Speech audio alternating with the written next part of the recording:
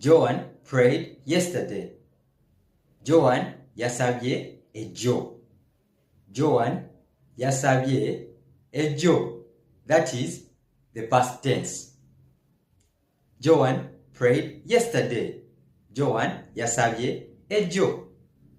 Joan is praying. Joan is praying. Joan ali mu kusaba. That is the present continuous tense. Joan ali mu kusaba. Joan will pray tomorrow.